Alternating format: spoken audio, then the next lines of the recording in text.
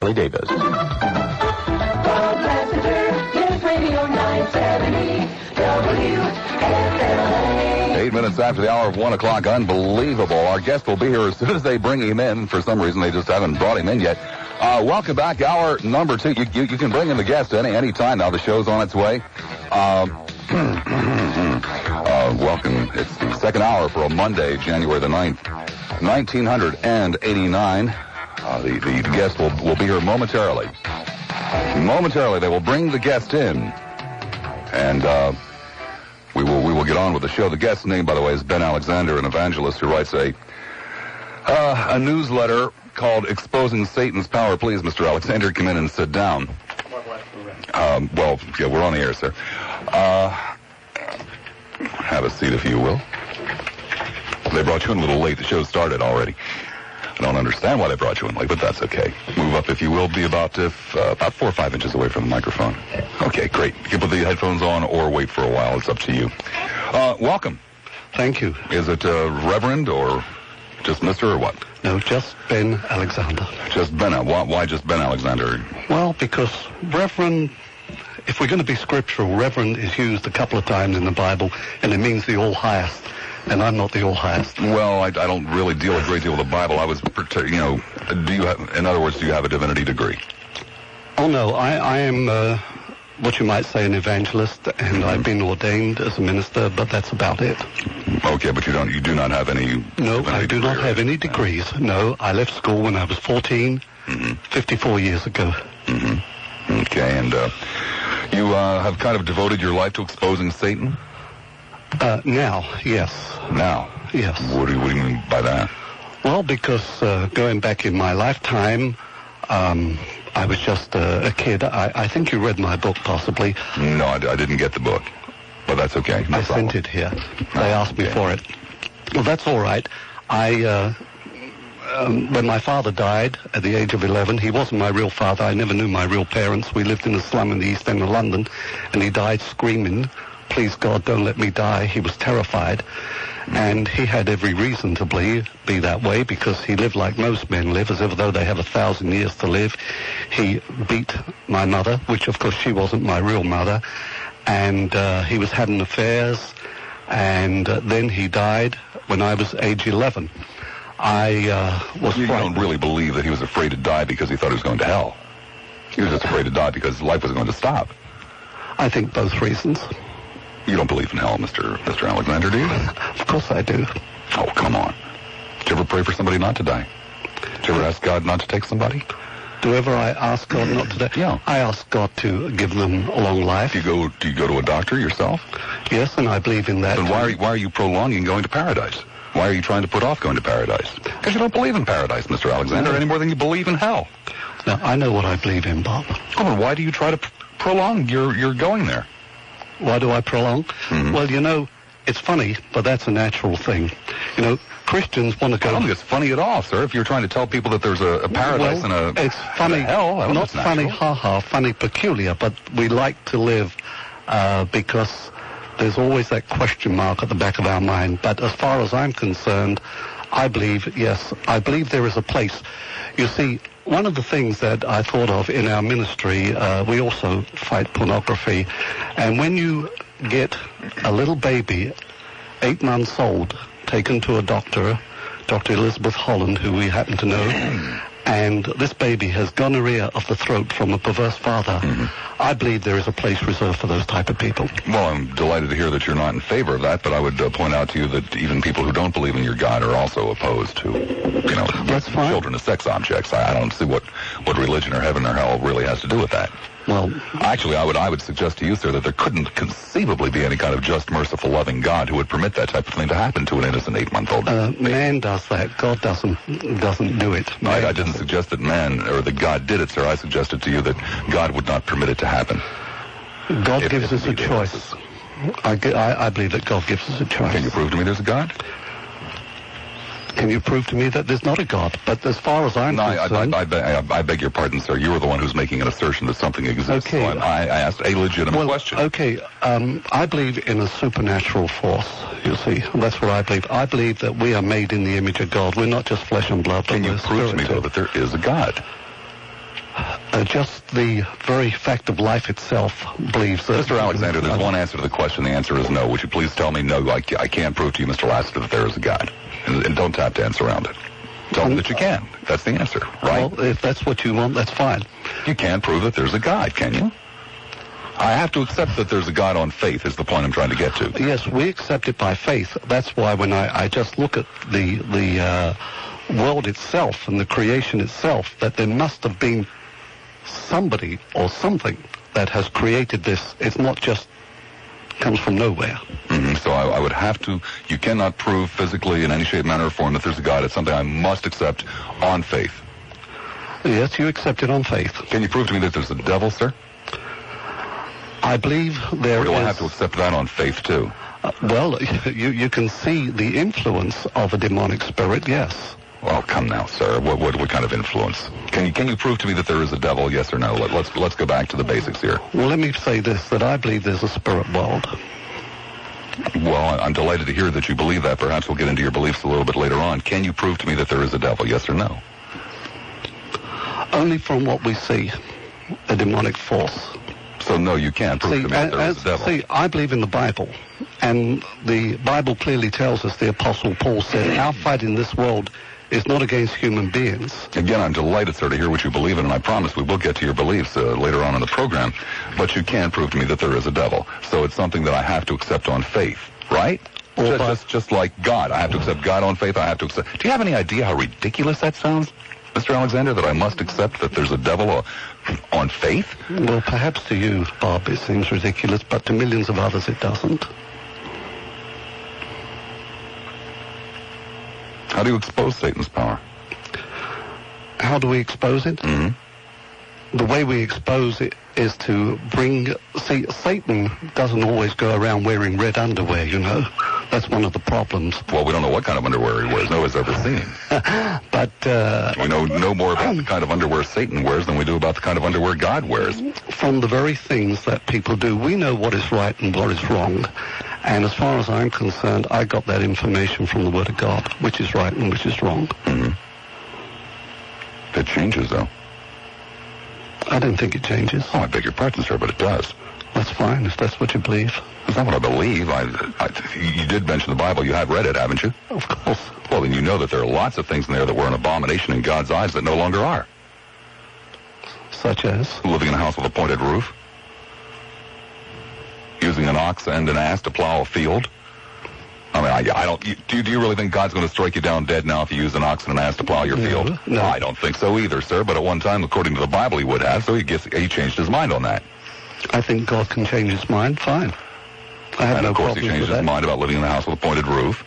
And he changed his mind about this and about that. And you just told me that he didn't change his mind a few minutes ago. That, you know what's right and what's wrong because God told you. Well, I don't think he's changed his mind about rape and murder and some obvious things of that nature. It's amazing people were against rape and murder long before the Bible was written. In societies that were older than the Bible. They were against it, too. Without any... They claimed utterly no divine revelation that rape and murder were wrong. They just knew it was. That's right. And I didn't live those days, so I wouldn't know. But I believe that basically what I'm here is to warn people of the dangers of people getting involved in witchcraft and spiritism and things of that nature. Do you believe in witchcraft? Oh, absolutely. Isn't it strange that basically only people who have a fundamentalist belief in God would believe in things like astrology and witchcraft? I don't believe in astrology. Oh, really? Astrology is mentioned in the Bible as one of those things that's real? Yes, and God's against it. Well, how could it be against something that isn't real? Well, because I think it's a pseudoscience and it's an idol worship, and that's why he's against it. Then God believes there's something to astrology. No, he says it's Sir, how can he be against something it's kind of like saying God's against blah, blah, blah, blah. You know, the blah, blah, blah is nothing, right? God is against idolatry, and that's idol worship. Idol worship? How is astrology idol worship? Because it's a pseudoscience. It's a pseudoscience. And yes, because people would worship animals and things of that nature. It's worshiping another god. It's giving honor and credence to something which is idolatry. I've been in a bar or two once, twice in my life, and I've had people come up to me and say things like, hey, what's your sign? But nobody ever said, well, you want to come back to my house and worship a crab? What do you mean worshiping animals, sir? Who's worshiping animals? Well, the word worship means to give honor and credence to, and there are millions of people that do give honor and credence to this. You know that, Bob. Well, you must. You must give honor and credence to it. Not to... Otherwise, you wouldn't be the least bit upset by it, sir. Not to astrology. All I say is that it's a pseudoscience. It's false, and it's wrong. And God doesn't like it. That's what he said. Well, how could God dislike something that doesn't exist? See, I can dislike you. I can dislike this coffee in this cup. I can dislike the telephone. I can dislike the microphone. But I can't dislike something that isn't here. I can't dislike something that does not exist. But it's a practice. It's a practice of a false religion. Well, sir, if you say it's a false religion, okay, something that isn't real, so in other words, it's just babble. Yes, if you like. Well, babble is nothing. Babble is just sounds. How could God be against something that doesn't exist? How could God be against going babble? No, he didn't say that.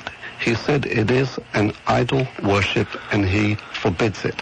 You see, the Babylonians... So there must be something to it. Okay, the Babylonians and the Chaldeans were the first ones to invent astrology, not discover it, invent it. We have the clay tablets to prove this. They looked and they saw the constellations there, and they thought they were animal shapes, and that's where you get your zodiac. The Greek word is a circle of animals, and they believed there was a godhead in this, and they worshipped that godhead. That's what they did. Well, God said, I believe if I can remember these correctly, in the Ten Commandments, I'm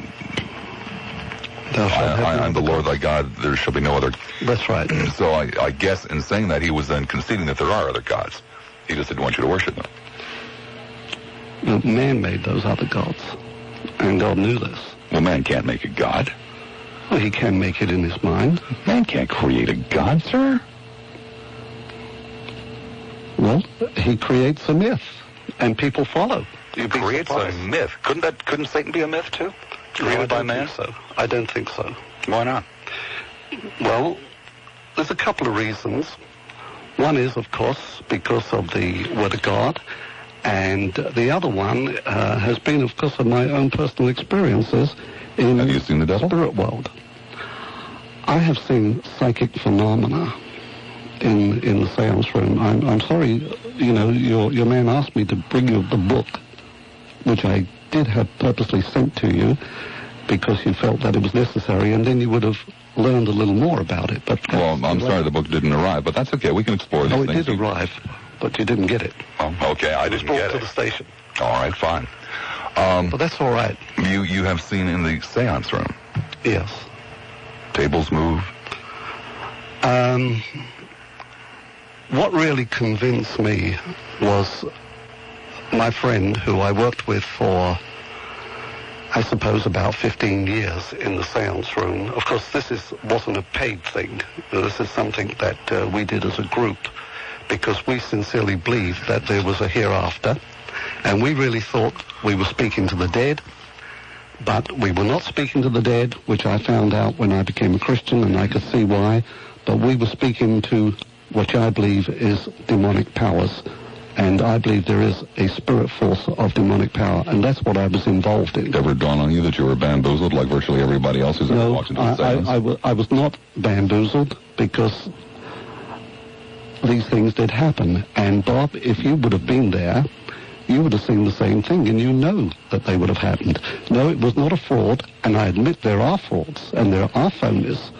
You see, what I'm basically trying to do is that there are millions of people getting hooked up with people like Shirley MacLaine, who's a celebrity evangelist, who are telling people that you are God, and going to these so-called psychics, which some of them may be genuine and some of them may be fraud, and living their life according to that. And I think that is wrong, and that's where I'm concerned. Did it ever dawn on you that there's a real great connection between the people who, for example, would get hooked up with a Shirley MacLaine and people who take Christianity, fundamentalist Christianity, real deep, serious. They're basically one and the same type of person. They just vacillate back and forth. There's a possibility that There's happens. not a possibility. It's really, there's a real strong connection there, isn't there? Well, it does happen, yes. Why do you think it is that the average person doesn't get involved in any of this nonsense? That the average person scoffs at seances as well as Shirley MacLaine, as well as fundamentalist Christianity? Well, you say nonsense. It isn't necessarily nonsense because, you see, I think the difference between you and I don't know. Well, I'm pretty sure, maybe unless you're putting on an act, I don't know. But the difference is this, that I believe that man is not just flesh and blood, but he is a spirit too. And that's the difference. And I believe that there is a spirit world because it's forbidden 150 times in the Bible to get involved in the forms of spiritism. And actually, that's why in the book, which I have here... Well, sir, if you were going to write a manual for, a religion, I think that you would probably put in that religion, don't get involved in other religions, wouldn't you? No, what I'm writing is not to get involved in occult phenomena.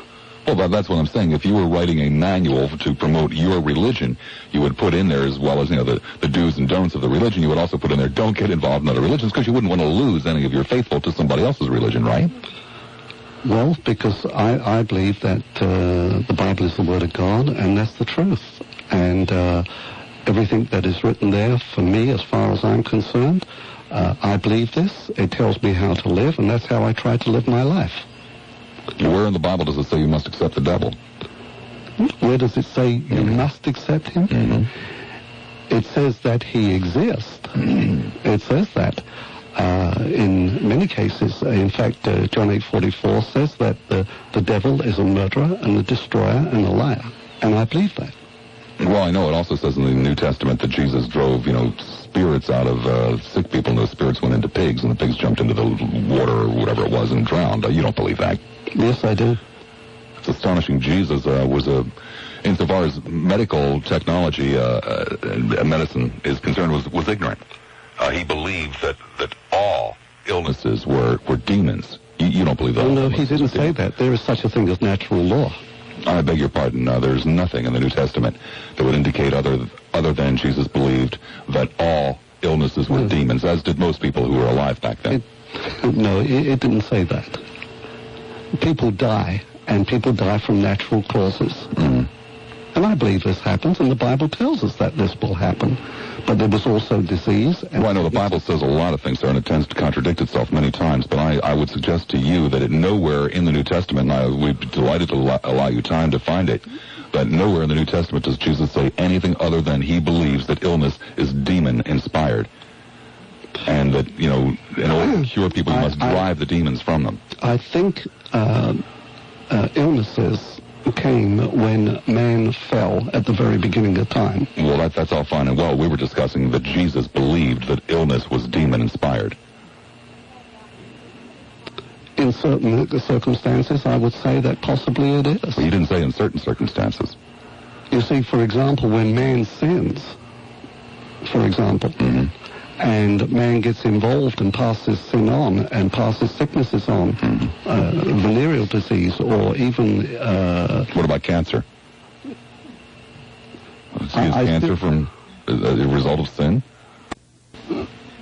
I mean, when you talk, for example, of cancer, the laws of causes this. The science has found out that this happens. It's the same with earthquakes. They're natural laws.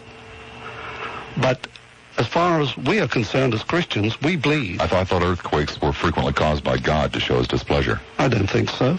Because one had said so in the book. As a matter of fact, it even foretells of when I get angry, I'll send there will be earthquakes. He said they will happen. But he didn't say he did it for his pleasure. I didn't suggest that he did say he did it for his pleasure, sir. Well, as far as I'm concerned, personally, I believe that when man had a choice of which way he was going to follow, and man decided that he was going to follow satanic way, that's when I believe that these things happened. But man had a choice. But then God also gave us a Savior in the Lord Jesus Christ. And that one day that all these tears will be wiped away. This is my belief, Bob. Satan's a pretty powerful guy, huh? You bet he is. He Second most is, powerful force in the universe. as 2 Corinthians 4:4 says, he is the God of this world system. Mm-hmm. And I believe he is. Supernatural power. I see it, absolutely. He can take all different kinds of shapes and forms. Yes, I think that can happen too, especially when we start dealing with the supernatural, which was As a matter of fact, Satan, written in the book about Satan is ectoplasm. as powerful as God. No, he's not as Well, what powerful. can God do that Satan can't? Pardon? What can God do that Satan couldn't do? God could do many, many things. For example, Well, God will one day end this world, and Satan can't. I don't suggest that he possibly could, if he has this kind of power. He's God of this world system, and he's doing a pretty good job right now if on Satan- people's If lives. Satan can create, then Satan can destroy, right? I mean, God can create and God can destroy, right? Well, Satan creates.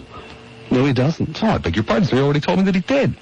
I didn't say that. When did I say he creates? These diseases, sir. You know, like AIDS? What is AIDS? It's a virus. What's a virus? It's a living thing. Yes. Well, Satan must have created it. God couldn't possibly create something like that, right, sir? I couldn't honestly answer that I question. hadn't thought about it, had you? No, but I know it's here. I know disease is here and everything else. Well, don't is you here. think it rather presumptuous of yourself to go trotting around saying, you know, Satan exists, Satan this, Satan that, when you hadn't even bothered to sit down and think of something that's fundamental as where did these bad things come from and who created them? They must have been created by Satan, because God couldn't possibly create something evil like AIDS. Like I said, I believe that what happened, according to God's word, I believe that when man decided he was going to live an evil and sinful life. Yeah, and I fears heard God, that before, sir, but now we're down to the nitty-gritty. God creates, Satan creates, correct? I think Satan is responsible for, I would say, controlling man's mind. That's what I would believe. Oh, then Satan didn't create the viruses and the illnesses to punish people with sin. That's a difficult question for me to answer. I believe it is satanically inspired. How it happened, I mean, I really couldn't answer that question. You see, Bob, what I'm here, basically, when I was invited, and as far as I'm concerned, is I'm here to explain to people, to tell people the dangers of getting involved in... Mr. Alexander, I'm going to be as blunt with you as I know how to be. This is the Bob Lassiter Show. You're here to take part in an interview. If you don't want to take part in that interview, then there is a door there, and you're all free to leave anytime you want to. Well, I'm just telling you what... Well, that's fine, then. Just go ahead. When a man comes in and sits down across the table from me and implies that things like AIDS are made by the devil, then I think I think that it's only fair to examine this a little bit more closely. And Okay, that's fine. That's fine. I want you to understand that I do not know how these things happen. I know they exist, and therefore, if they exist, they must be satanically inspired. They cannot be God-inspired. so they must have been created by the devil. Possibly. And the devil must have creative abilities. I think he does have creative abilities. From what he has creative abilities of evil. Doesn't the Bible say that God is the only one who can create? That's what makes him God. That's what sets him apart from everything else. He is the one that can from nothing create everything. Yes, but God gave us choice. What does that mean, sir? Well, I think that God... I think in that terms God- of the question I just asked. Did God give us the choice to make things? Can you create things? Can I create things? No. I can't from nothing create something. Can you? I believe God could. Well, apparently somebody else can too. Satan. I think he is the creator of evil. That's for sure. Satan. Yes. Who created Satan, sir? God created Satan. Then I guess God created evil. No. He gave Satan a choice. Like he gives you a God choice didn't know and what me was a going to choice. happen? Oh, I think he did. Well, if he knew what was going to happen in advance, sir, and went ahead and did it anyway, God created evil. Not That's a necessarily. horrible thing to say about God. Aren't No. you ashamed of yourself, Mr. Alexander? No. You're not ashamed of yourself for blaming evil on God? No, I didn't say I'm blaming evil on God. You're saying it. I believe what No, I... sir, you're not being honest with yourself. You told Yes, me I that am. God created Satan knowing full well what was going to happen. all right, let You me just won't be honest with No, yourself. let me put it this way. God has given me a choice on which way to live.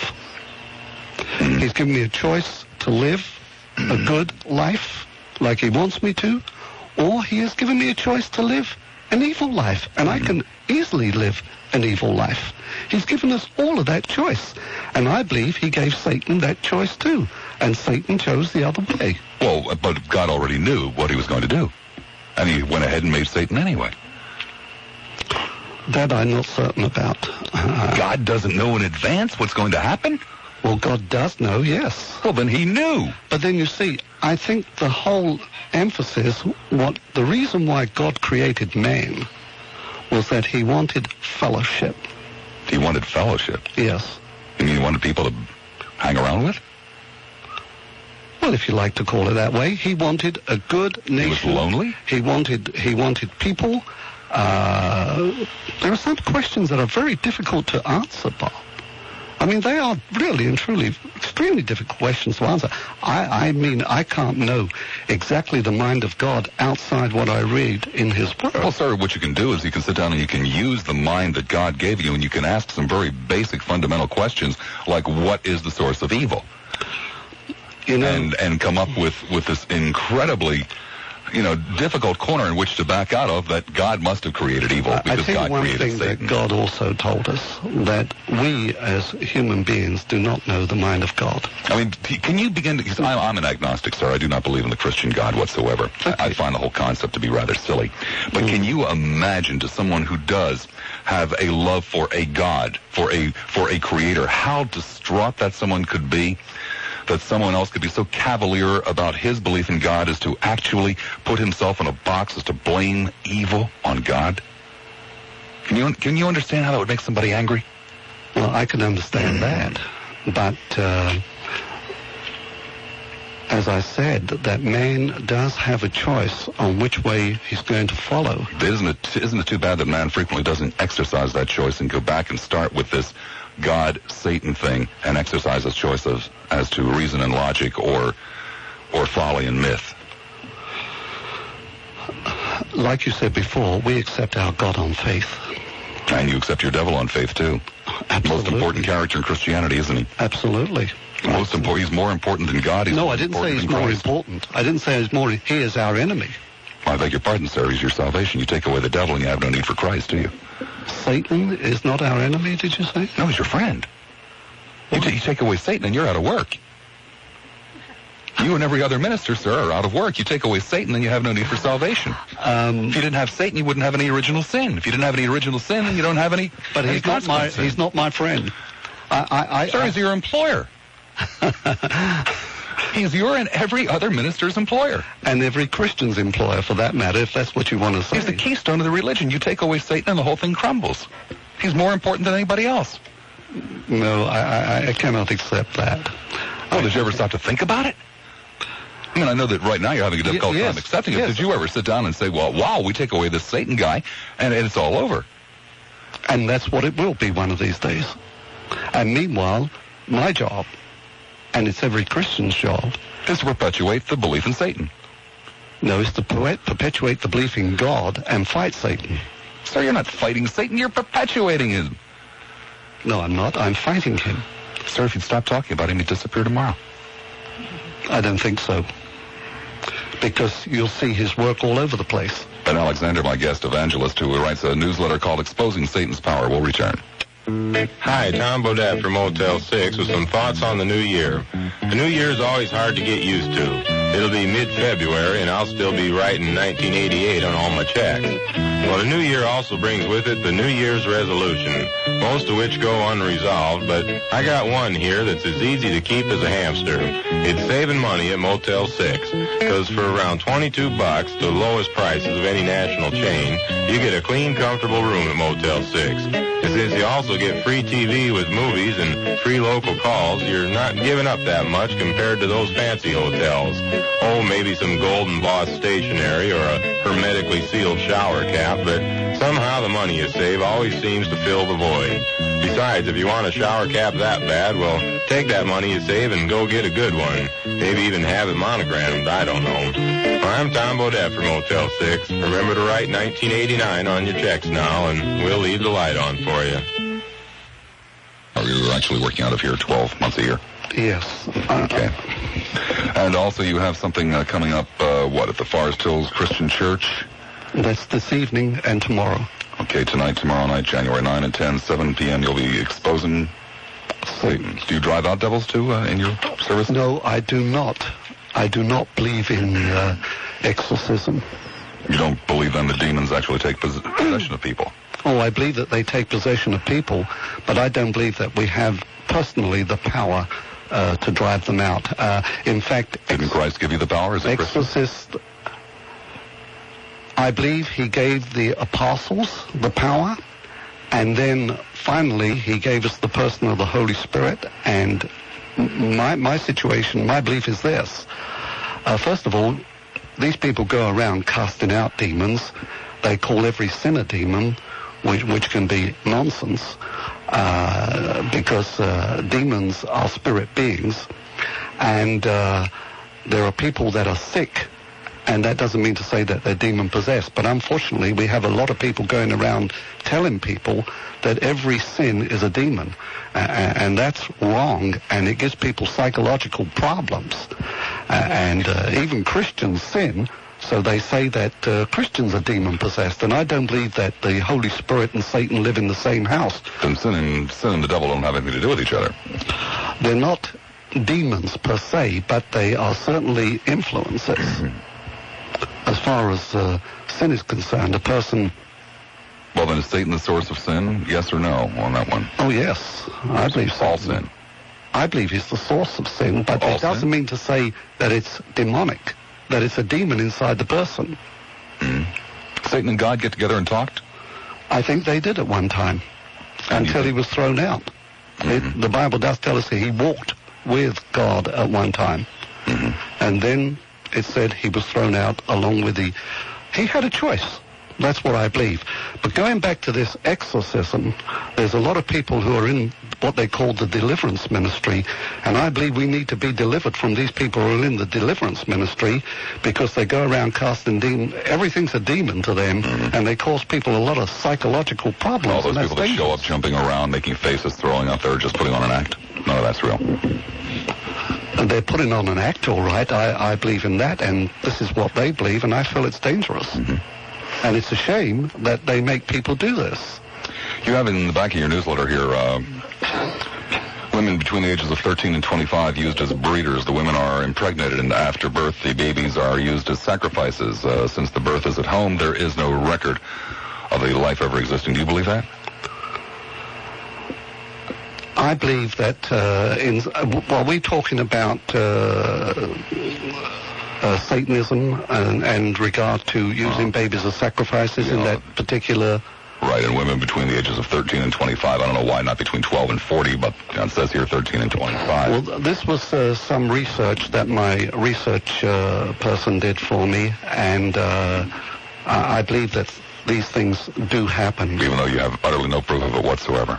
Well, we have some... We do know, and I have met several women who were Satanists and have actually aborted their babies, well, not aborted their babies, actually used their babies for satanic... Are you a citizen of the United States? Yes.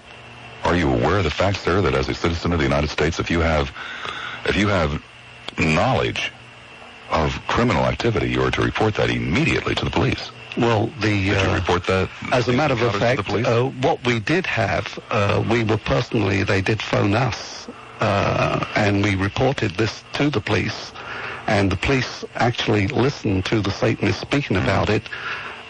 We've had some harassment, and did you report these instances to the police? The incidences that we reported... Pardon? Well, I think it was known already that these things happened. No one's ever been charged with any crime like that I'm aware of. I think people have been charged with murdering their babies. I don't believe, sir, there has ever been, to the best of my knowledge, in the United States of America, a case where a breeder woman was brought to trial for sacrificing her child to Satan. I don't ever recall of hearing such an instance. Some people have admitted this. And this Yeah, to you, but no one's ever been brought No, to trial on it, sir. To you and other Satan chasers. No one, it's to the best of my knowledge. Correct me if I'm wrong, anybody. There has never been such a case in this country. It's a rumor. I do. But you have no problem printing it in here as fact, even though you cannot point to any. I think it has been reported.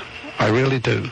I can't give you the fact right now. Maybe I can get it at a later time, but I can't give you the fact Also, right speaking now. here of cannibalism, the bodies of human sacrifices are Yes. boiled, eaten by the members, and the bones fed to Yes, hogs. this Nobody no was case. a reported fact. The police found this man with fingers in his pocket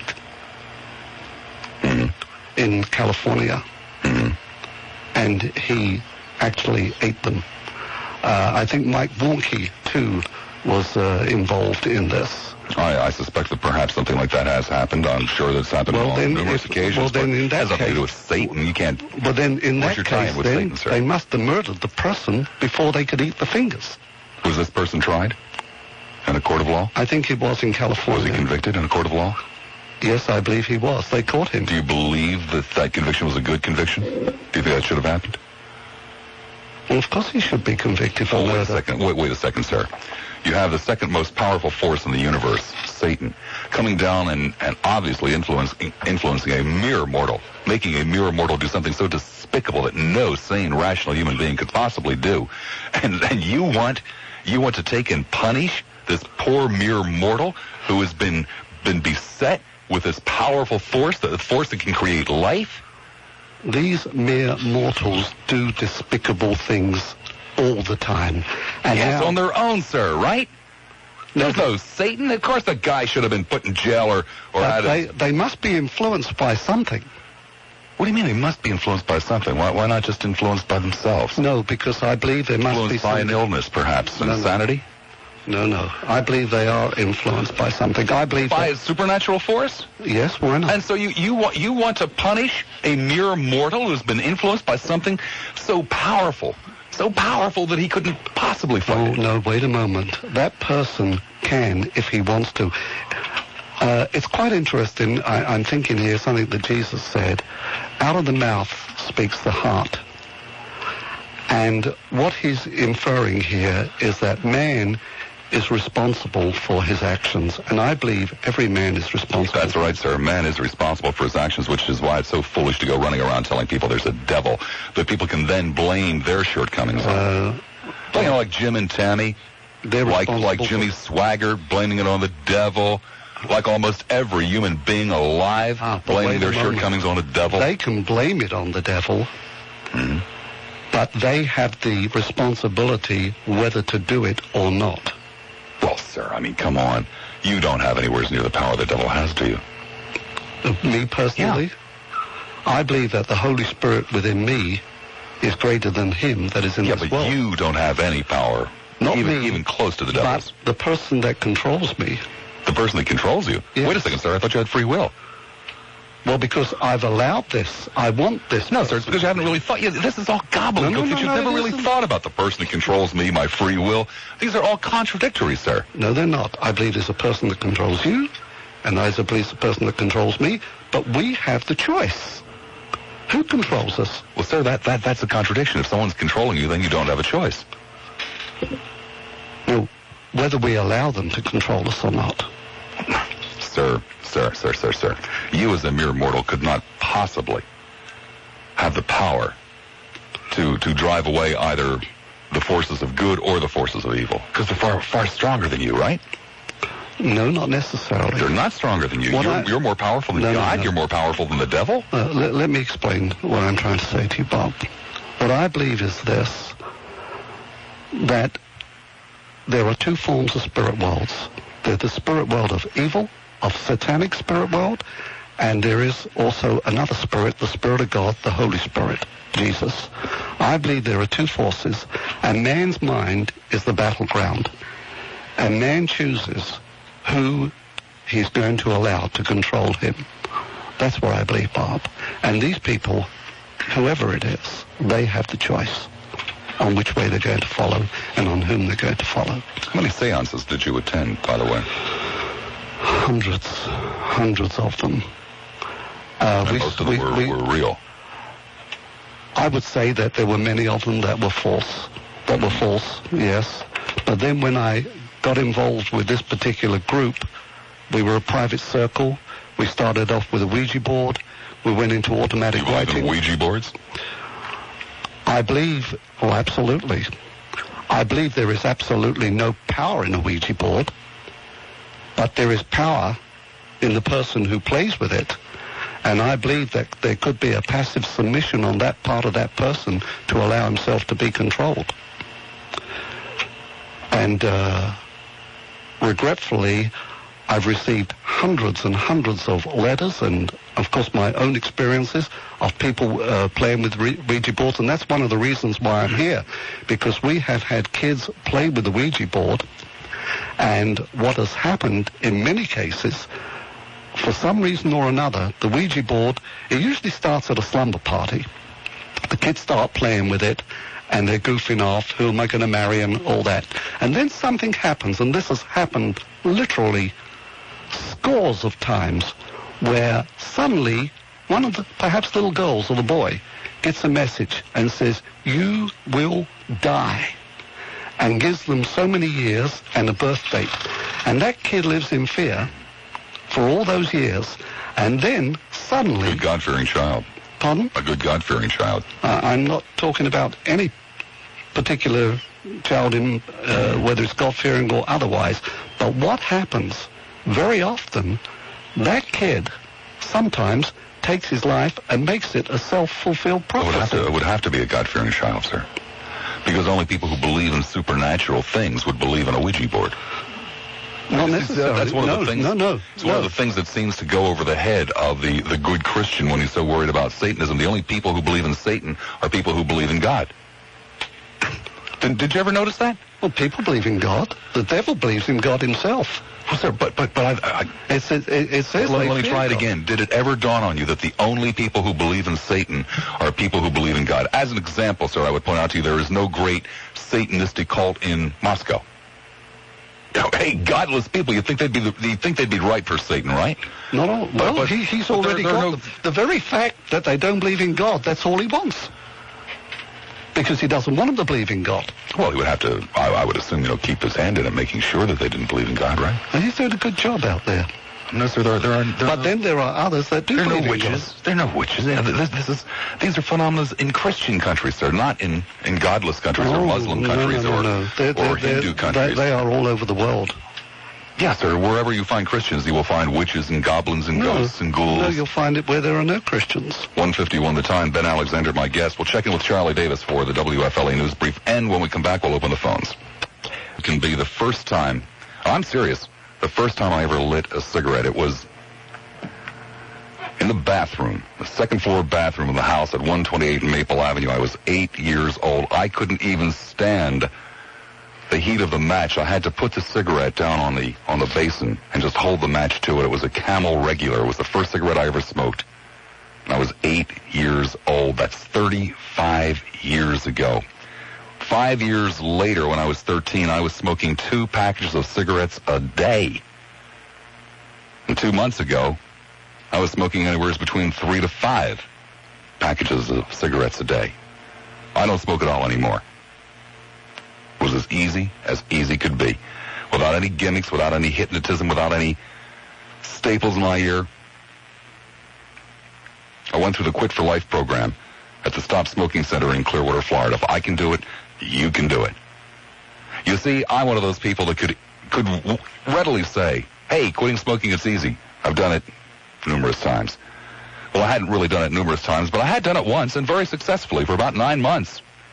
And then I started smoking again, and I said to myself, as much as I want to quit smoking, I don't ever want to fail again. So unless and until I can figure out why it was that I started smoking again, I'm not going to smoke. And then I ran into Dr. Robert Sobel. He helped me find out why I started again. And now that I know that, it was easy to quit. 2 months, no strain, no pain.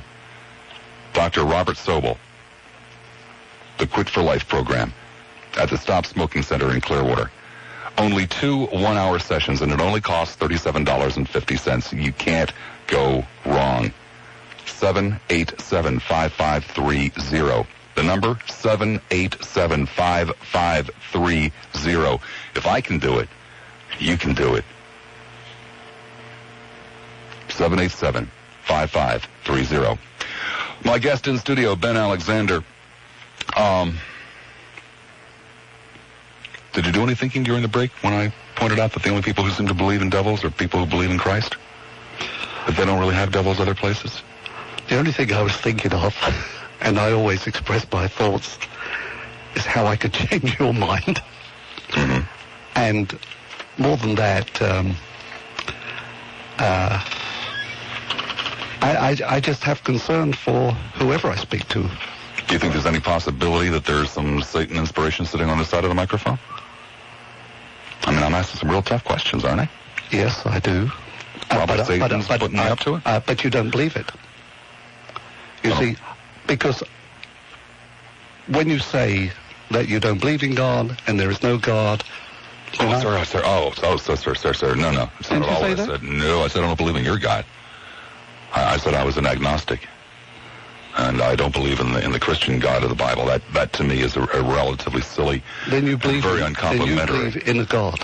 I believe in a universal force of some kind. Yeah, I look around and see the babies and the flowers and the trees and the same things that you see, and I certainly have no explanation for them. And so therefore, I would assume that they're in this humongous universe that it's larger than I can even begin to comprehend. I would have to assume there is some form of supreme power.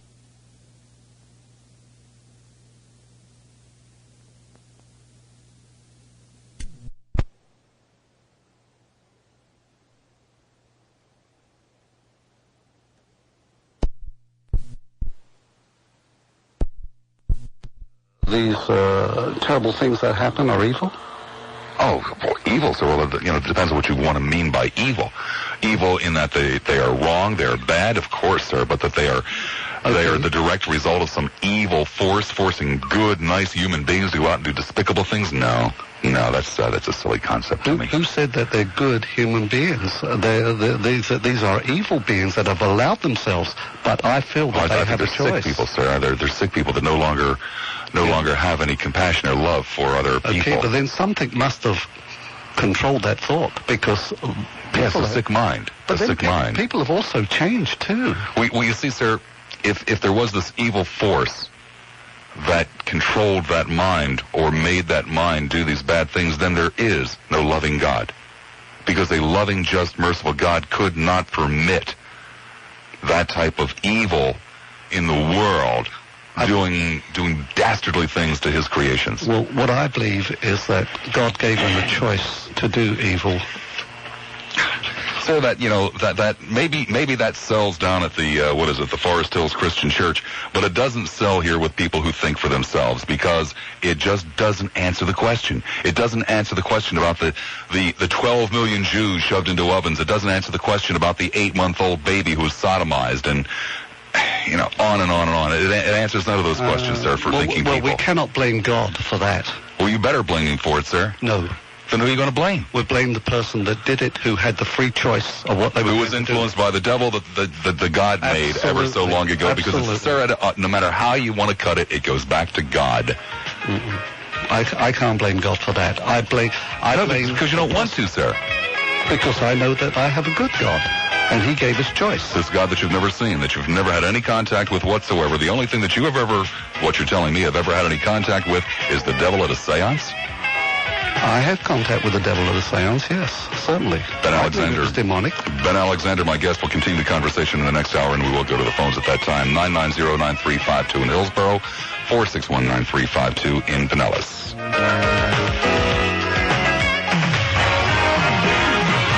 Paul Harvey invites you to join him on News Radio 970 WFLA, weekdays at 8:30 a.m., 12:05 p.m., and 5:35 p.m.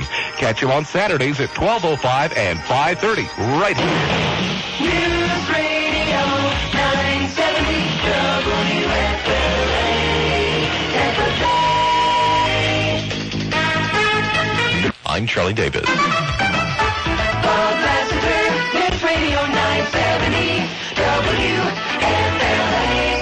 5 minutes after the hour of 2 o'clock. Ben Alexander, evangelist, exposing Satan's power in studio with me. If you'd like to join in on the conversation, 990-9352 in Hillsborough. That's 990-WFLA.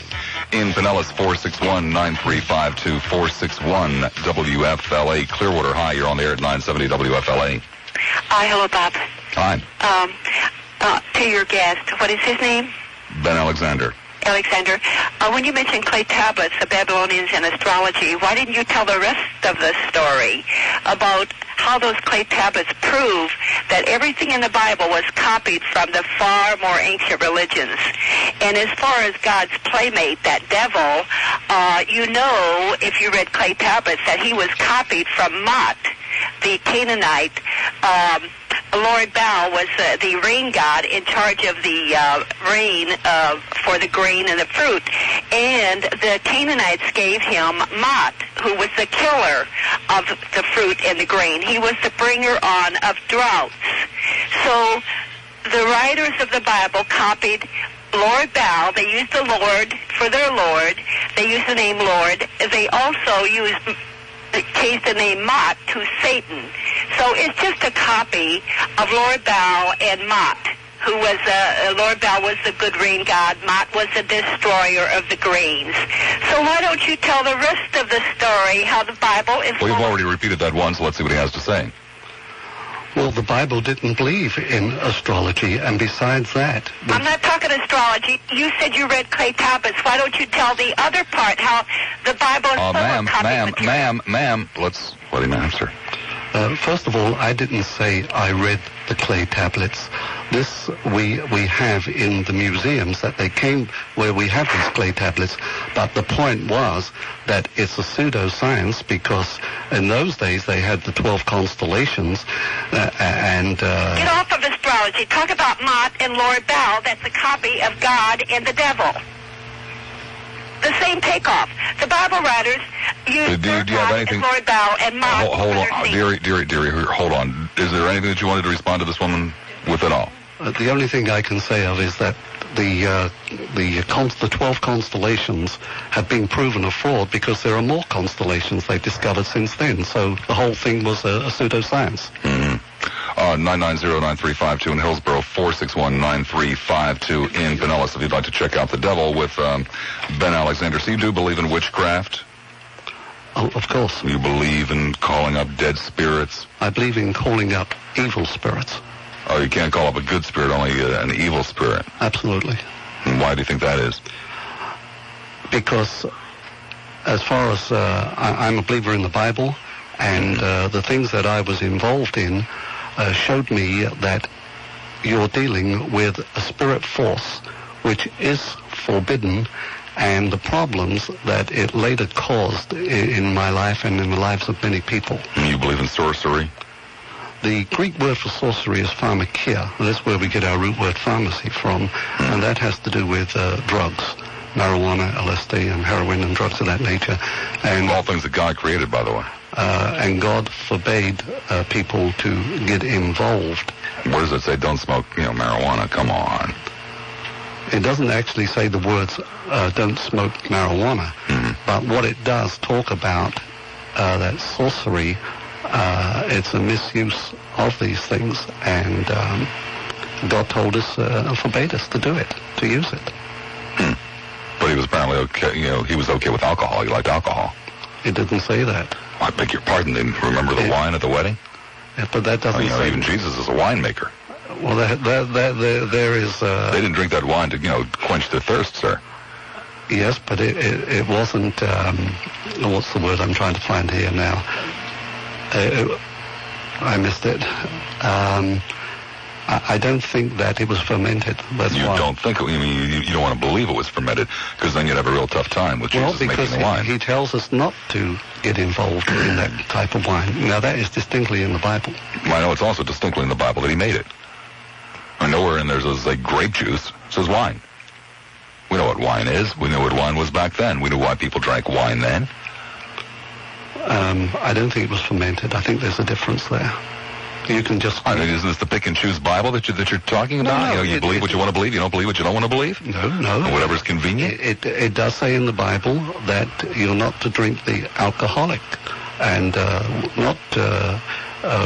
when you freshly squeeze it, it's not alcoholic. Do you believe in werewolves? I'm sorry. Do you believe in werewolves? No, I don't believe in werewolves personally. Vampires? No. Why not? So I just don't believe in them. You don't want to. That's kind of too silly for you. Not necessary. I believe, for example, in something which we haven't dealt with lately at all on this particular program, and that is ectoplasm, which causes poltergeist phenomena. Which causes what? Poltergeist. Poltergeist. Ghosts. Well, poltergeist phenomena is a spirit, yes, and in fact, I have seen this phenomena in operation many, many times. Well, if you believe in ghosts, why not werewolves? I mean, what's the problem? Well, why not guys getting hairy and growing teeth around the full moon? Well, because I just don't believe in that. You believe in the full moon? That evil things happen around the full moon? Not necessary, no. Not necessarily. No. But you certainly wouldn't discount it. Personally, I think it doesn't matter whether it's a full moon or there is no moon at all. If people want to do evil, they'll do evil, never mind when the moon is there. Mm-hmm. Not too fond of chiropractors either. Oh, I wouldn't say that. I believe in chiropractors, yes.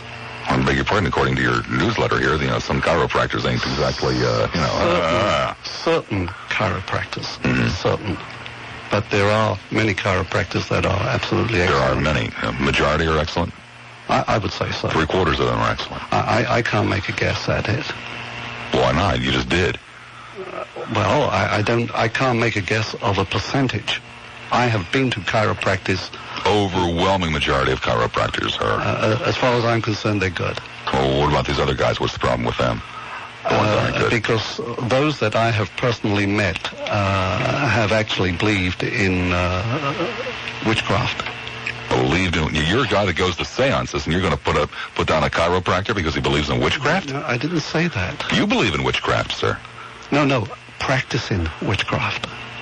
There's a difference there. Oh, wouldn't going to a seance be, in essence, practicing witchcraft? Well, absolutely. But then, of course, that's what I did, and I don't do it anymore.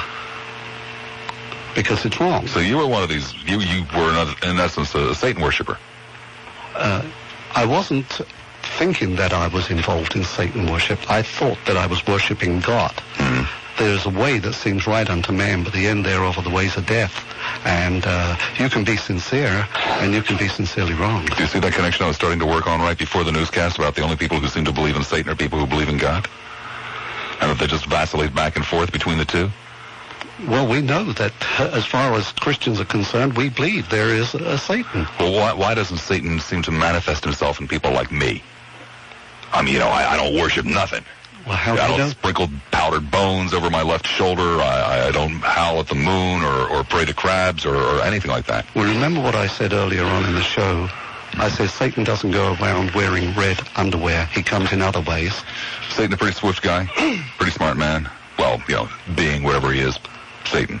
I think he's good at doing what he does. Good at doing what he does. Well, okay, let's see if we can't follow this one down the road here a piece, Mr. Alexander. What's the average person that you encounter who's involved with Satan? What does that person do? Truck drivers, bartenders, that kind of stuff? It could be anybody. It could be attorneys. It could be anybody. But just average people, right? The average person, certain people, yes. Mr. Alexander, something in the neighborhood of 3 million people at one time or another have heard what I have to say, have heard my radio program in this market or other markets. 3 million people.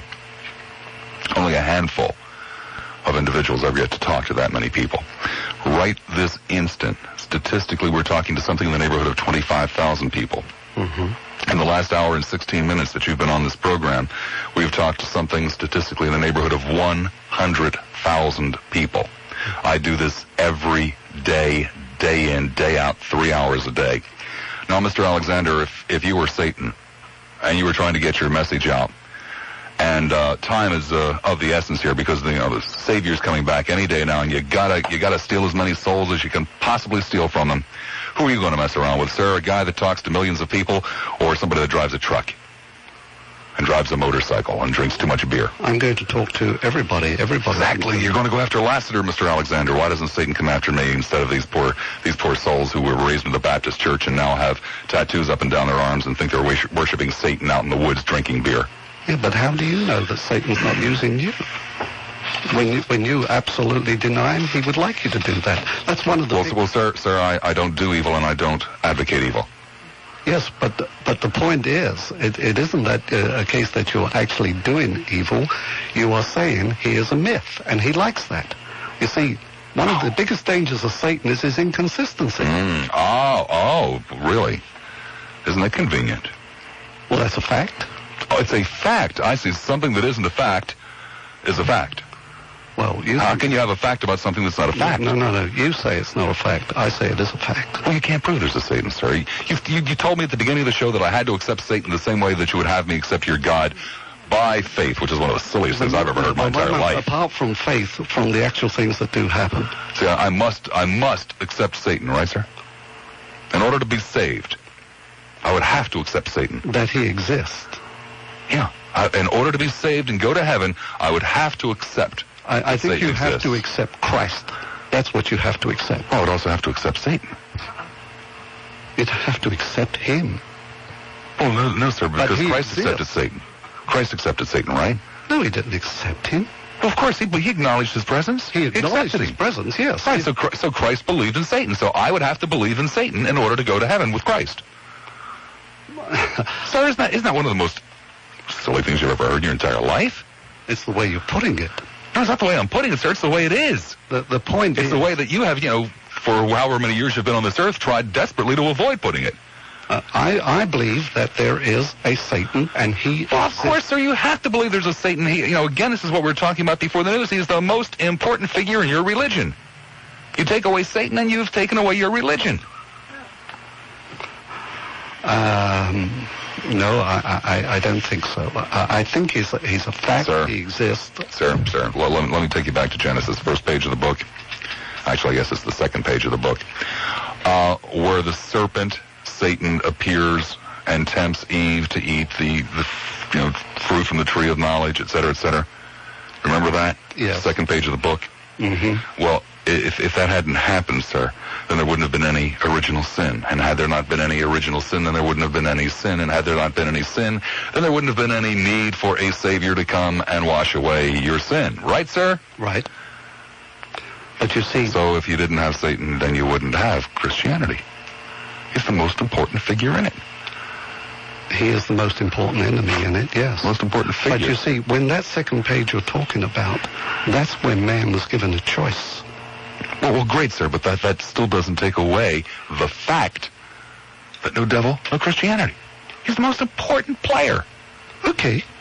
Then he's the most important player. Thank you. Sarasota, you're on the air at 970 WFLA. When God or Satan told Abraham to go slay his son, to me that was just murder. And that was God, sir. Is that the reward of God by that act? I don't quite understand it. To me, that's attempted murder in any shape, form, or way. What does Mr. Alexander feel about that, obeying God's command on that? I believe that God knew that he wasn't going to murder his son. God knew this beforehand, and he was testing the faith of Abraham, and God did eventually supply the sacrifice, which was the ram. Mr. Alexander, God already knew what Abraham was going to do, didn't he? That's right. So that he wasn't testing his faith. I mean, how come? He was testing Abraham's faith. Mr. Alexander, there's a light bulb up there on the wall. If I turn the switch and that light bulb goes off, and I know for a fact that it's going to come back on the next time I turn the switch, I am not testing the light bulb, am I? Because I know it's going to come on. That's faith. No, it's not faith, sir. If I have faith that it's going to come on. No, sir. If I have absolute proof that it's going to come on, I know beyond the shadow of a doubt it's going to come on. Fine, yes. Then I can't possibly be testing the light bulb. So God would have known absolutely, positively, for sure what Abraham was going to do. He wasn't testing Abraham, sir. It's a bunch of malarkey. No, I believe Abraham had he had the free will. Well, whether or not he had the free will, sir, God knew what he was going to do. That's correct. So he wasn't testing him. How can you test something when you know the outcome? That's not testing. Abraham was the one that didn't have the pre-knowledge. Okay, let's see if we can put it into another simple, easy-to-understand analogy. I have a deck of cards, okay? Here's a deck of cards, playing cards, right here in my briefcase. I keep these around sometimes because the phones get slow, and I play solitaire until the phones pick up. The third card from the top I will show you is an 8 of clubs, okay? Let's put the cards down here on the table, and I'm going to say 1, 2. The third card here is an 8 of clubs. Isn't that amazing, sir? No, it's not amazing because I knew it was the 8 of clubs, right? Because you knew it, yes. Okay, well, if God knew that it was the 8 of clubs, or in other words, if God knew that Abraham wasn't going to kill the kid, it certainly wasn't anything astonishing, was it? Well, I believe that Abraham didn't know, and Abraham trusted God implicitly, and it was a test of Abraham's faith, not of God's faith. Well, it was already predetermined. Made no difference what Abraham believed or didn't believe. It was already predetermined. I think it makes Am I still in the air? Yeah, sure. If Abraham should have said, if that be your dastardly deed, then be by your hand, not by my hand, because your kingdom is not worth murder. But he said, all right, I'll go to your special place and I'll kill. That's how I see it. And that's wrong, in my opinion. Well, I think sometimes one of the problems that we're having here is that we are dealing with the infinite, and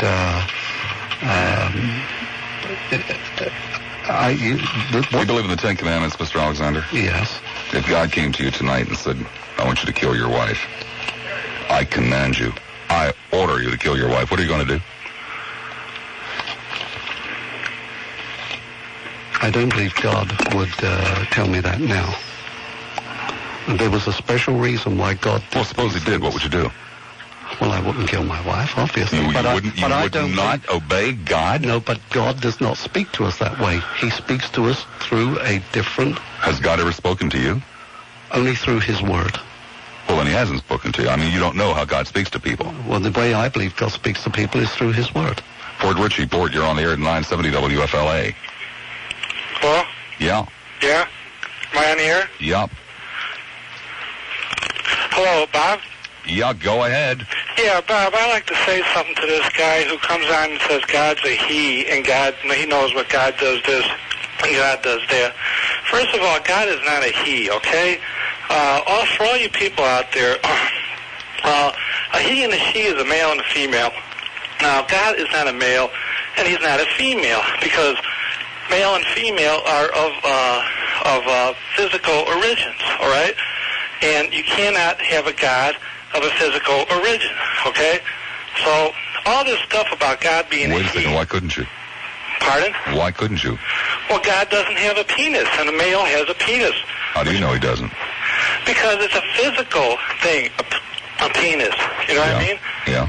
And God is a spiritual. Now, insofar as God, what God is and everything, no one knows absolutely sure. Well, you seem to be pretty sure. Well, I wrote the story, The Absolute Truth of Life. Uh-huh. And in the story, I tried to show people... You wrote the story, The Absolute Truth of Life. Yeah, and you're trying to push your book on my show? No, I'm not even selling the thing. I'll give it away free to anybody who wants it. I'm not even... Really, not on my show, you're not. No, but I'll send you a copy. So I don't want a copy of it. Well, you're going to get one anyways, because I'm going to send it to you. And I want I'll you throw to read it away. it. Huh? I'll throw it away. Well, read it first and then throw it away. I don't got care. too much crap to read. This isn't crap. This is the absolute truth of life. And what I'm trying to tell people is what's right and what's wrong. Not exactly what's wrong, but insofar as what's You're so right. smart. What are you living in Port Richie for? Why am I living there? Yeah. Because I live on wherever I want. What the hell has that got to do with anything? I just said if you're so smart, what are you living in Port Richie for? Because I have no money to live anywhere else. But that has nothing Well, wait to a do second. If you got the secret to life, you ought to have some money. Pardon? You have the secret to life, you ought to have a few bucks, wouldn't you think? Or shekels, as the case may be. God is not interested in money. In fact, money is the evil of the world. The way we took this planet, see, this is our Well, you're not paradise. God, though, right? This is our... You're not God, right? Pardon? You're not God, are you? In a sense, we are in the same as God, because, see, when we die... Well, you are God. No, we're not God. God as humans define God. Now, do you really think that God would have created Port Richie? God didn't create nothing on this planet. God gave us this paradise. This is a paradise. Our garden... Port Richie's a paradise? This Earth, we made the world into Port This Richey, Earth? Russia, United States. Have you ever seen some of the portions of this Earth? They're pretty damned ugly. We did it. Most It's of not it. God who did it. Would you people quit blaming God I beg your pardon, sir, that a lot of the horrible, horrible places on this Earth have nothing whatsoever to do with mankind. Oh, yes, it It's a very does. flawed planet. You see, the planet, it's the planet nature, gives right. too much water here, not enough there, too much sunshine here, not enough But this is there. our paradise. Think about it. There's water somewhere for somebody to give to someone who don't have water. And that's what God's all about, helping each other. Well, But we don't do I that. still say, sir, if you were so damn smart, you wouldn't be living in Port Richey. Tampa, you're on there at 970 WFLA. Yeah, I'd like to ask the guest, I believe in the kind of non-intervening God that was portrayed in the George Burns movie, pictures, but he believes in the intervening God. So if God intervenes, why wouldn't he intervene to stop evil is one thing. And then another thing, too, is during the election campaign, I heard a lot of preachers tell me it was my Christian citizenship to vote, and then proceed to tell me either directly or indirectly, or either openly or imply, that I should vote for George Bush. So am I going to go to hell because I did not vote for George Bush? You don't have to answer such a stupid question. Don't worry about it, Mr. Alexander. Tampa, you're on there at 970 WFLA. Yeah, this is for Bob. Am I on the radio? Yeah. Okay. I was just wondering, why isn't it that you can't accept the fact that men are not robots and that they're created in God's image, right? I beg your pardon, sir. I'm the one that runs around saying man is not a robot.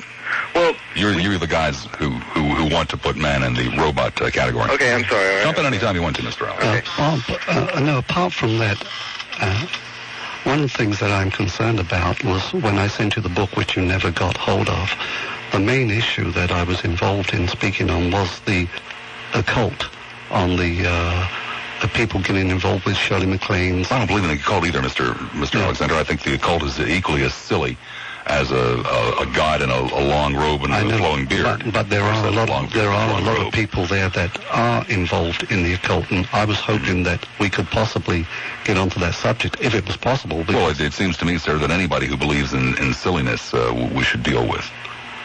Well, I don't think witchcraft and gods and with flowing beards. I wish it was that, but it isn't that way. That it's silliness, but it isn't. It's a fact of life. Well, sir, when I live in a world where there are terrible, terrible things going on, for example, some madman building a chemical factory in the desert in Libya, possibly, or the starving children in Ethiopia, all that kind of good stuff. When I live in a world with all of these shortcomings, and I open up my book and I see that God cares whether or not I go home and masturbate tonight, and that's one of the most important things to him. And he overlooks all of these horrible, horrible, horrible tragedies, then your God doesn't exist, sir. I'm insulted to think that God cares whether or not I masturbate and can overlook all of this other stuff. God cares about a lot of things, but it's whether or not I masturbate. But it's these people who build these things, like the chemical plants to kill and murder. God cares about that. He cares about everything. It's a real fact of life, and God does care. And what we're trying to do is to tell people what God cares about, not to kill. But what I was just trying to tell you just now is that millions of people are involved in this psychic phenomenon. It's a fact. And I was hoping that I could talk to people who were involved in this. Well, sir, when you come on the radio and say, hey, I've been to a seance and I talked with evil spirits and the table moved, and you, sir, are the one who are promoting psychic phenomena. Because I would say to you, sir, that you experience no such thing because no such thing exists. Oh, yes, it does. Oh, yes, it does. Sir, you were had by a charlatan. No way, because I have... No way, because if you knew the whole story, which you don't, and if I was in your position and we were changing over, I would be saying that. But if you had seen and been involved what I had been involved in, no, it was not fraud. Well, sir, why why is it that with several thousands of years of men being on the face of this earth, with all of the technology that we have, with all of the investigative powers that we have, not once, any place, has anybody ever been able to prove that seances are real. Oh, that you yes, can it has been communicate. proved. I know, sir. I know with testimony from good souls such as yourself. Scientifically, no. Yes, it has been proven. It has Amazing. been proven. Well, it's not mentioned in any of the books, sir. No, yes, it is. You just take a look at Yeah, I the know library books may be and you'll sold at find- Christian libraries in the Satan section, No, perhaps. I'm not talking about Christian libraries. This is a fact of life. It does exist. I know it exists.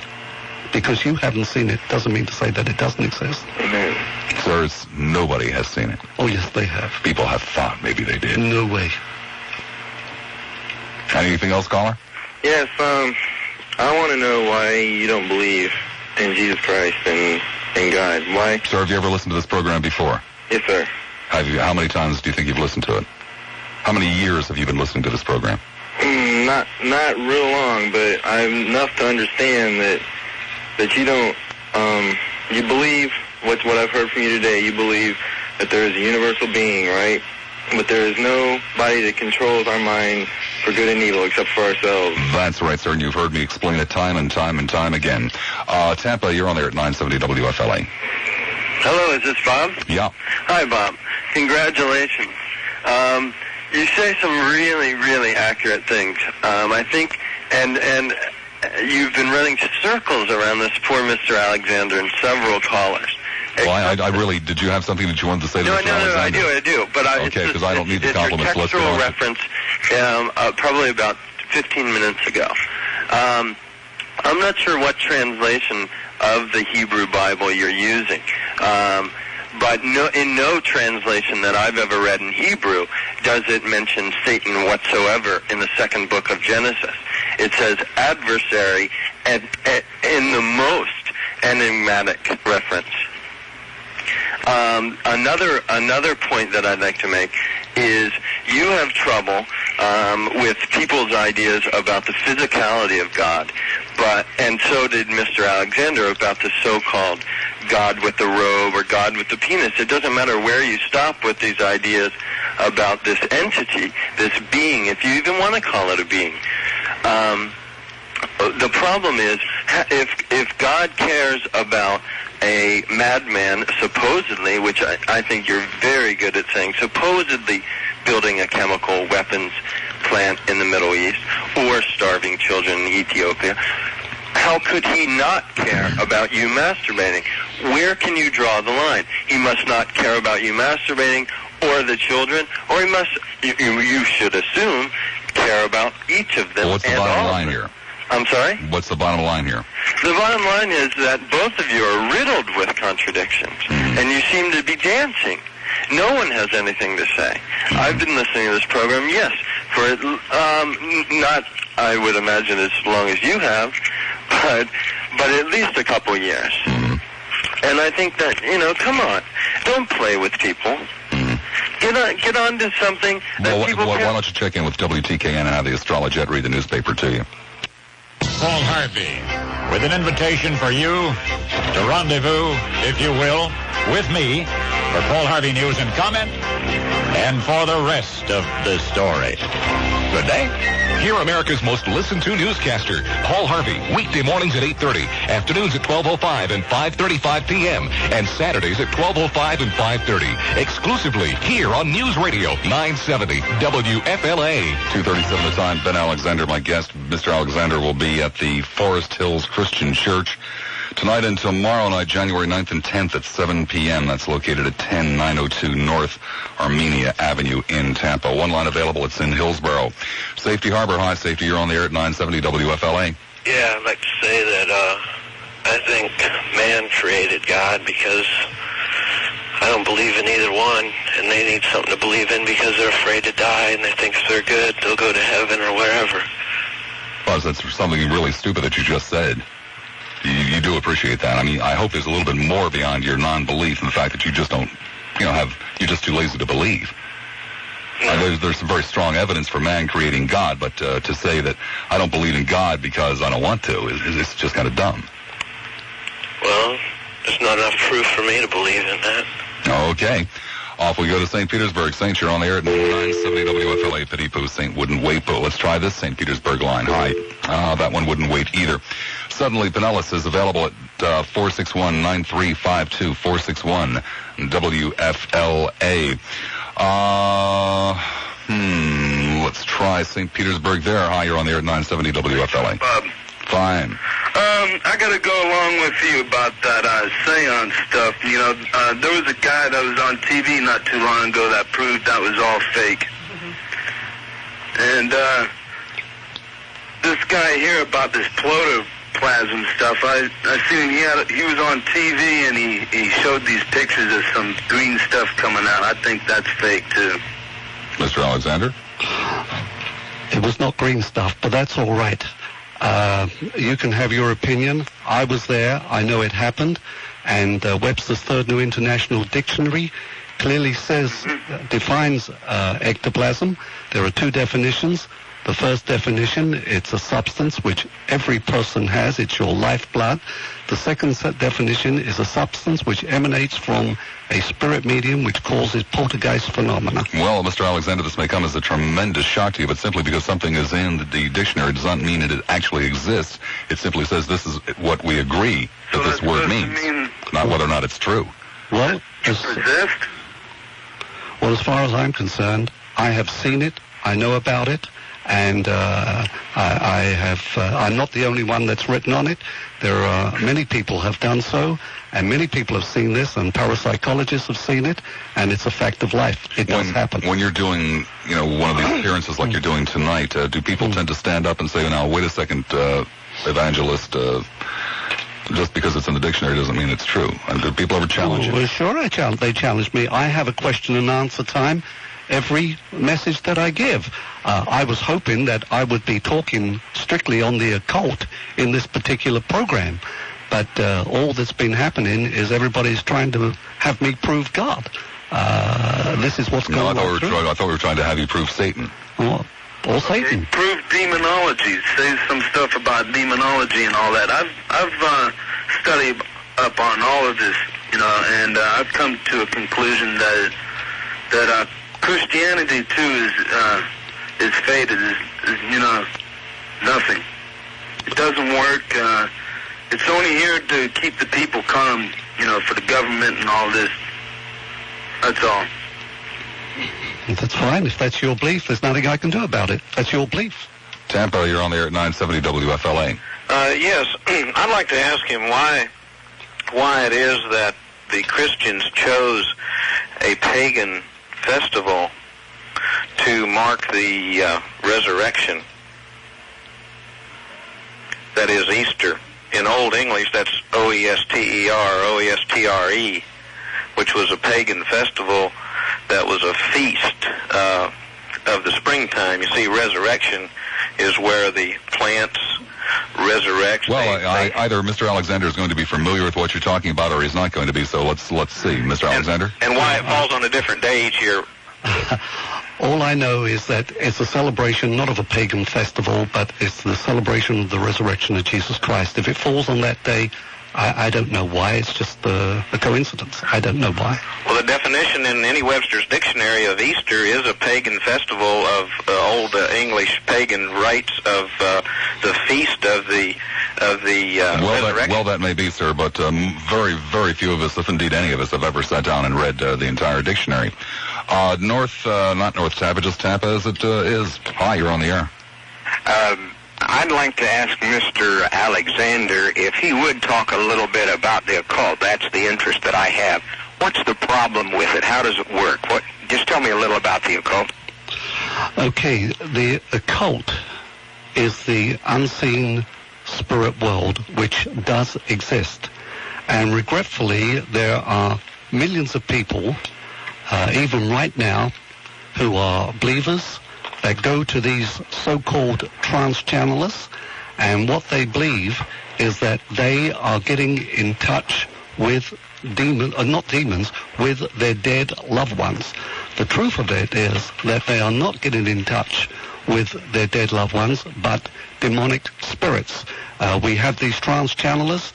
Shirley MacLaine is the celebrity evangelist for this, and literally Millions of people are involved. When I was out in South America, for example, in Brazil, that is the second largest religion to Roman Catholicism, and that is the belief in contacting the dead.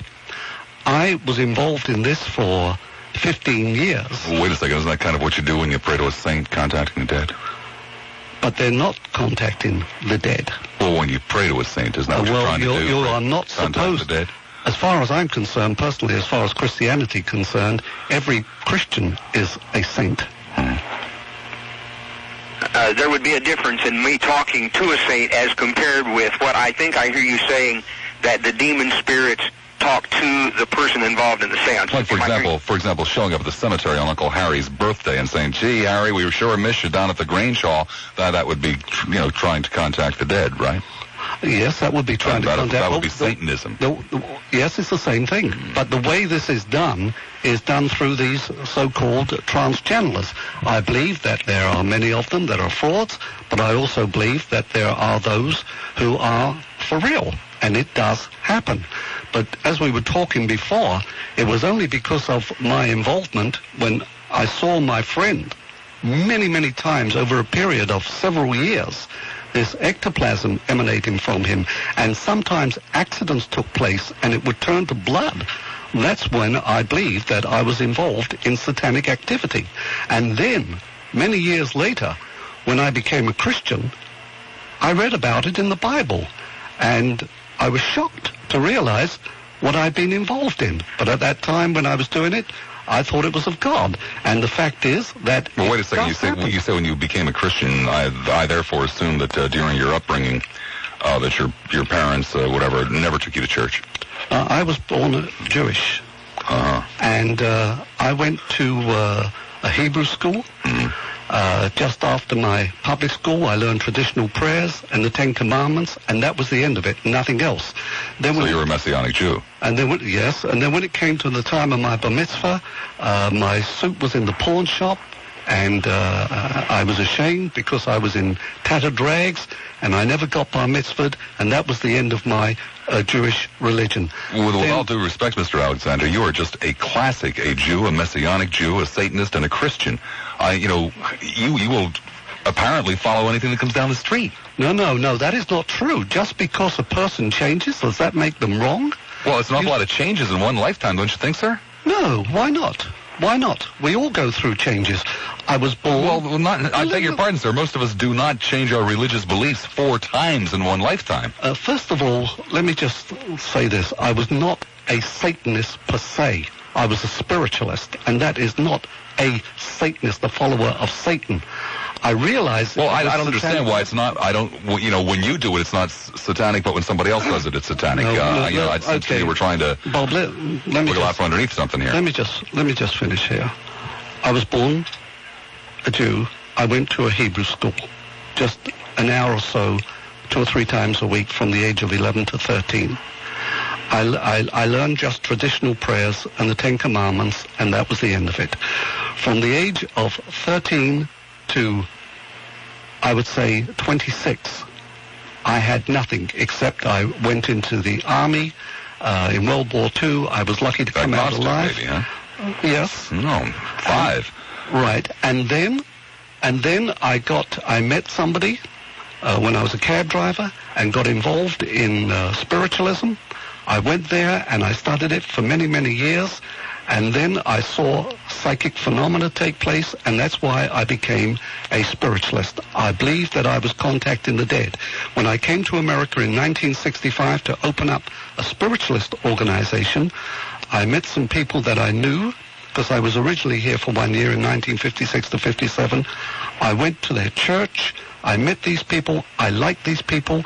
Then they gave me a Bible, which I had never, up to that time, ever in my life read. I opened it, and the very first thing I opened up was in Deuteronomy 18:10, where Moses was warning the children of Israel that one of the things that they mustn't do, and that is contact the spirit world. And then I found 150 scriptures which said the same thing. Well, also, in that same portion of the book, sir, it also tells you not to live in a house with a pointed roof. Well, it says a lot of things in the Bible. Do you live in a house with a pointed roof? Have you ever? Well, of course.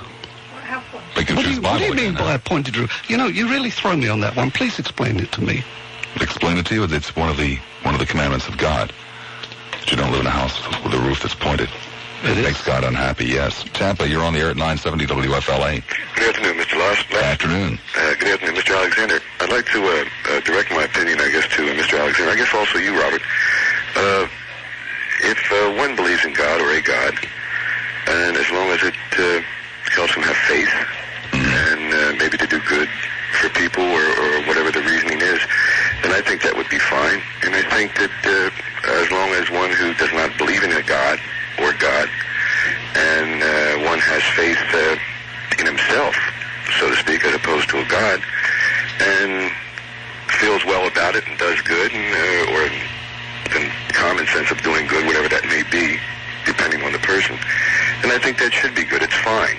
The only thing I don't care for too much is that I don't think that a person should force his views on someone who doesn't believe, so to speak, and one who doesn't believe force his views on someone who does. What's that mean? Well, I think that religion in itself, if someone doesn't believe it, then as long if it doesn't hurt anyone, then it should be fine. And if one does not believe in God, if it doesn't hurt anyone, or I think that's fine. Okay. Is that all right? Yeah, it's fine with me.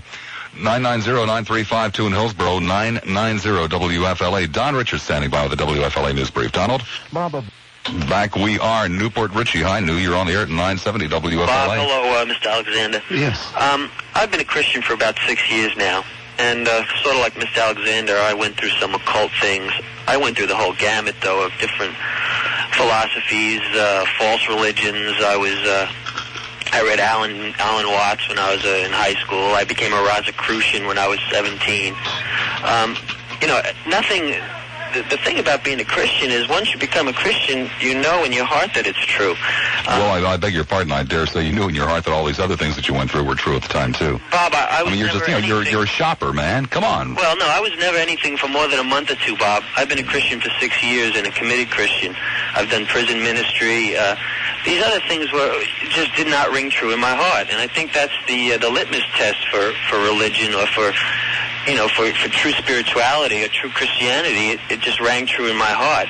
I mean, I did go through everything. I went through astral projection. You name it, and I was through it. It doesn't surprise me in the least. It's quite common amongst fundamentalist Christians. Well, I don't know. Quite common. That's just the label that the liberal media likes to label people fundamentalist. I don't consider myself... Wait a second. There's no such thing as the liberal media. It's what you people basically label yourselves as. Well, I'm certainly not a fundamental belief in the Bible. Bob, in the mold of a Jerry Falwell, who puts his foot in his mouth every other time he opens his mouth. But I am a Christian, and I do believe in the Bible, and I do believe the Bible is 100% accurate. You're a Christian. How could you be a Christian and take a shot like that at Jerry Falwell? Well, because the guy, Not a good Christian, I see. With responsibility. No charity, no love, no forgiveness. No, I love him. I forgive him. So he makes mistakes. We all have feet of clay, Bob. That's one thing about Christians. We do forgive each other, and we do forgive other people. Well, you have to forgive each other, I suppose, when you constantly take shots at each other. Bob, just a moment. Bob, you did say that it's common among Christians astral projection. That's not true. No, I said no such thing, Mr. Alexander. What I said was shopping in every ballpark for religion. Bob, St. Augustine said one time... I don't believe in astral projection. There's a God-shaped vacuum in every man, okay? Until you find Christ, until Christ fills your heart with the truth and the peace that is in him, you're going to search for things. I was a searcher. Well, I'm not searching for anything. No, well... You're the one that seems to be the searcher. Well, Bob, you...